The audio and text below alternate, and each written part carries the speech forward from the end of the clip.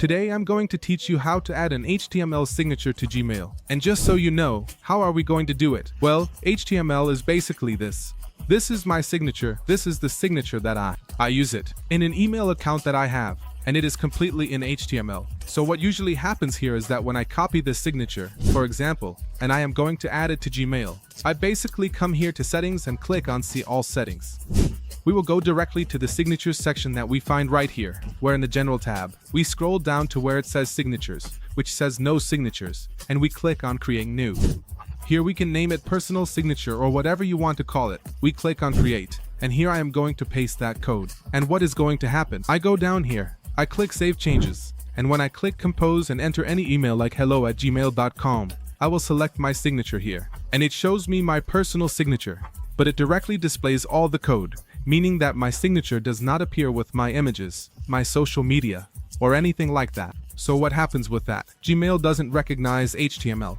So what are we going to do? You are going to search on Google for something called the HTML tester or HTML test, or test HTML, or however you want to phrase it. The tool I always use is this one from Jimdo called HTML tester. Why do I do this? Because the others don't work for me, but you can try them. This one works and this one didn't work for me. These two, but the one I always use is this one. What happens? You are going to put the HTML code here exactly as it is, all the code just as you have it, and you will click on convert. The same goes here on this other page. What I am referring to is that you do not need to use. I'm giving you the one that I recommend, but I suggest you use one that really works for you, and it should appear as follows. Once you click on convert, the signature should appear as it actually does. So what we are going to do is press Ctrl A, not just Control, but Ctrl A, and everything will be selected automatically. Tools like this won't let you just press Ctrl A because sometimes when we do that, you see that everything is selected like this. So we need to make sure we are within the signature box. And once we click, I'm clicking here in the blank space, I press Ctrl A, and then it will select everything. So always keep that in mind. We will do this with this one. Simply press Ctrl A, then Ctrl C, or right click and copy. Do not select copy image, because if you click copy image, you will only copy this central image, which will be your profile picture or something similar. Do not copy in general. That's why I tell you to press Ctrl C.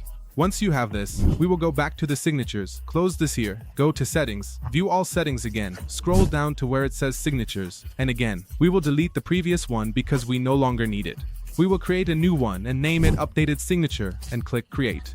Once here, we will press Ctrl V or right click and paste. So we press Ctrl V, and you can see that the signature has automatically pasted with the format it should have. Now, once we do this, we will click Save Changes, and I will show you here that if I click Compose and put, well, I don't need it for an email, but I put the signature here, updated signature, you can see that it is already here completely and functional. So if you send an email, in fact, I will send an email to another one of my emails. So I'm going to put here at gmail.com, and I'm going to write here as in hello, thank you, and just send. Then I'm going to check that email. You can see that it has already arrived. Hello, thank you. This is how it would reach me. I mean, from the other person's side. This is how it would reach them. This is the signature. So everything is here completely functional. The WhatsApp number is linked. The email is linked so that you can send an email. The website is linked. That is, if I click on the website, it will automatically redirect me to the web page. You can link to social media in the same way. If I click on Facebook, it loads the Facebook page. However, you need to ensure that the links are properly connected because if the links to each social media icon are not correctly linked, it obviously won't load. You might find that when you click, it opens a blank page or someone else's social media. Or on Facebook, it opens Instagram. And on YouTube, it opens TikTok, which wouldn't make sense. You will have to adjust that yourself. But at this point, we won't need to consider that HTML code anymore because we already have the signature as it is. I recommend that you also copy the code and save it somewhere, and when you need to add it to another email client, you can do the same. Test it on a page like this, launch it, and once you have it, copy and paste it into any email client.